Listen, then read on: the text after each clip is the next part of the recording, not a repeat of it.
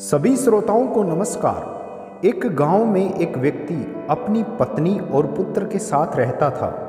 जहां वह और उसकी पत्नी नम्र स्वभाव के थे, वहीं उनका पुत्र बहुत कुशल था।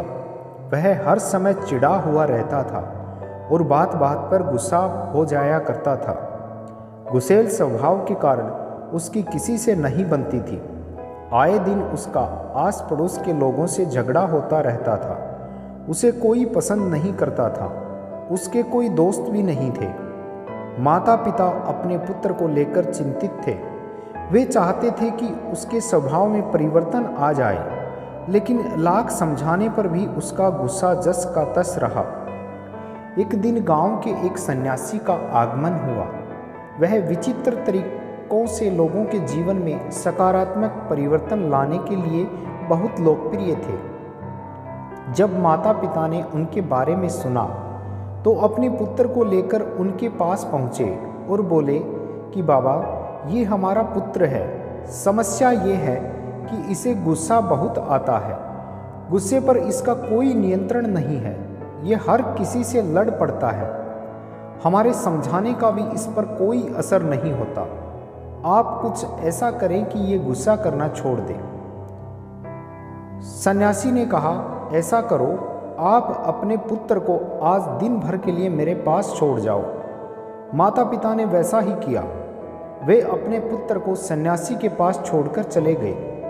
सन्यासी ने कहा लड़के से कि पुत्र, मैं तुम्हें एक काम देता हूँ, क्या तुम वह करोगे? लड़का भी अपने गुस्से से परेशान था और चाहता था कि उसकी यह आदत छूट जाए। वह बोला, यदि आपके दिए काम से मेरे गुस्सा करने की आदत छूट जाएगी तो मैं जरूर करूँगा। सन्यासी उसकी बात सुनकर के मुस्कुराए और बोले, मैं प्रयास कर रहा हूँ पुत्र, तुम भी मेरा साथ दो। जाओ, चिकनी मिट्टी के 2 ढेर तैयार करो। लड़के ने वैसा ही किया। तब सन्यासी ने कहा, अब इस मिट्टी से 2 दिल तैयार करो। लड़के को यह काम कुछ अजीब लगा, लेकिन वह सन्यासी की बात मानकर मिट्टी से 2 दिल तैयार करने लगा। दिल बनाते समय कई बार उसके मन में कई बार गुस्सा आया। वह सोचने लगा कि मैं यहाँ अपनी गुस्सा करने की आदत को छोड़ने आया हूँ और इस सन्यासी ने मुझे किस काम में लगा दिया है। इस तरह तो मेरा गुस्सा खत्म होने की जगह बढ़ जाएगा। लेकिन उसने किसी तरह काम करना जारी रखा और मिट्टी के 2 दिल तैयार कर लिए।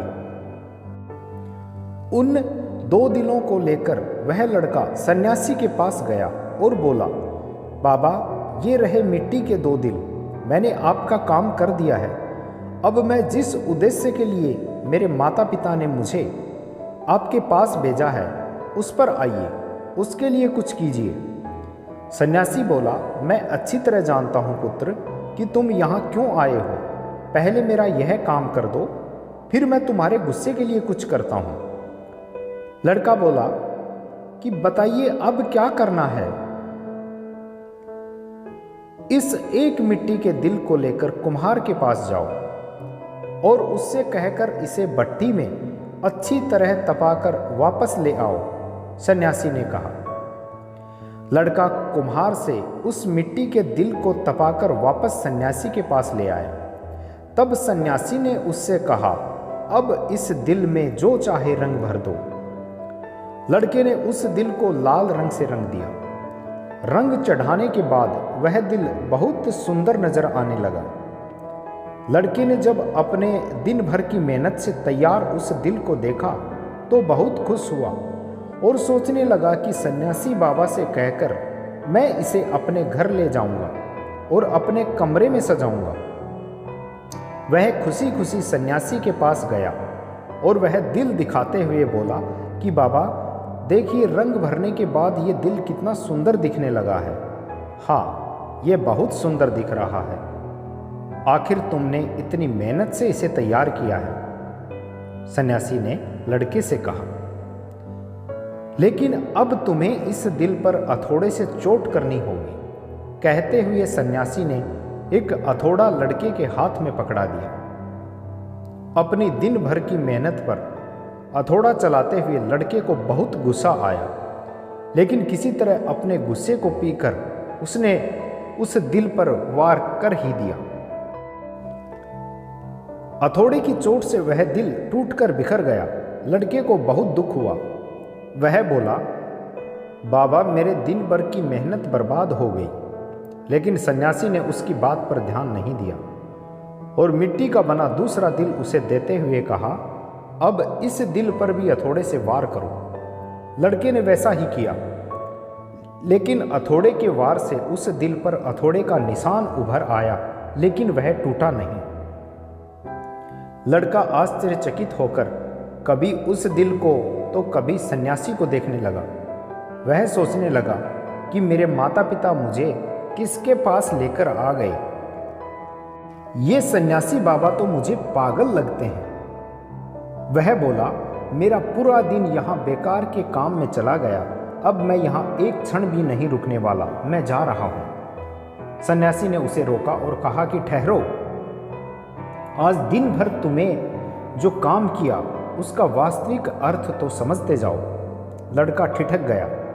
सन्यासी उसे समझाते हुए कहने लगे कि पुत्र, जिस मिट्टी के दिल पर तुम काम कर रहे थे वह वास्तविक दिल का एक छद्म रूप था।